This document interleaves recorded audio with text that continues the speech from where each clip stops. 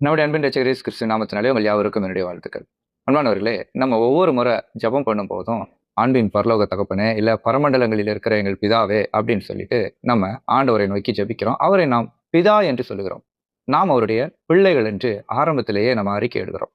ரட்சிக்கப்பட்ட நாம் ஒவ்வொருவரையும் அவர் தம்முடைய சொந்த பிள்ளைகளாய் ஏற்றுக்கொண்டு இருக்கிறார். ஆனா நாம் அவர் நம்முடைய தகப்பன், நம்முடைய பரம தகப்பன் என்கிறதான அந்த கனத்தை நாம் கொடுக்கிறோமா? நம்முடைய வாழ்க்கையில அது காணப்படுதா?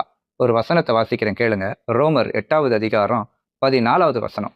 மேலும் எவர்கள் தேவனுடைய ஆவியினாலே நடத்தப்படுகிறார்களோ அவர்கள் தேவனுடைய புத்திரராய் இருக்கிறார்கள். கொஞ்சம் யோசித்து பாருங்க. பரிசுத்த ஆவியானவர் ரட்சிக்கப்பட்ட நம் ஒவ்வொருவருக்குள்ளும் வாசம் செய்கிறார். அவருடைய வழி நடத்துதலின் படிதான் நம்ம ஒவ்வொரு நாளும் வாழ்றோமா? யோசித்து பாருங்களேன். எல்லாமே நம்முடைய உதடுகள் நிறைய காரியங்களை அறிக்கையிடுது.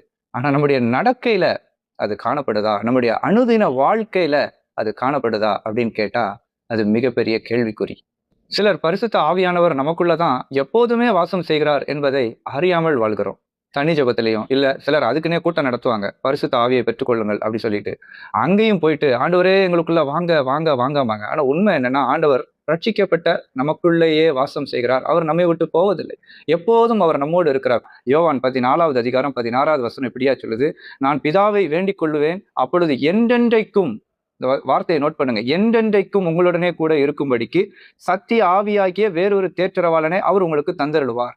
அவர் எப்போதும் நமக்குள்ளதான் வாசம் செய்கிறார். ஆனா நாம் அவரை வாங்க வாங்கன்னு சொல்லிட்டு நமக்குள்ள அவர் வாசம் செய்கிறாருன்றத அறியாம, இன்னும் கஷ்டம் என்னன்னா அவருடைய வழிநடத்துதல ஒரு நாளும் நாம கேட்காம நம்ம இஷ்டம் போல எல்லா காரியங்களையும் செய்து கொண்டிருப்போம்.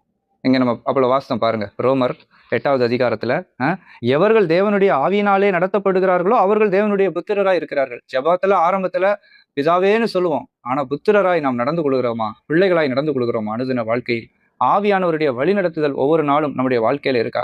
குறைஞ்சபட்சம் ஒரு முக்கியமான விஷயத்துக்கு, ஒரு திருமணம், ஒரு வேலைக்கு போறது, பிள்ளைகளுடைய படிப்பு விஷயம், இப்படி ஒரு சில முக்கியமான தருணங்கள்லயாவது தேவனுடைய வழிநடத்துதலை நம்ம கேட்கிறோமா அப்படின்னா வெகு சிலரே. பெரும்பாலான நாம் கிறிஸ்தவர்கள் அதை கேட்பதில்லை. நாம் அதை அவரை நாடுறதே கிடையாது. ஆனா வாயினால மட்டும் நம்ம நிறைய காரியங்களை அறிக்கையிடுறோம். ஆண்டவரே வாங்க வாங்கன்றோம், அவர் உள்ள இருக்கிறதே தெரியாம. பிதாவேன்னு சொல்றோம், ஆனா நம்ம புத்திரராய் நடந்து கொள்ளுகிறது இல்லை.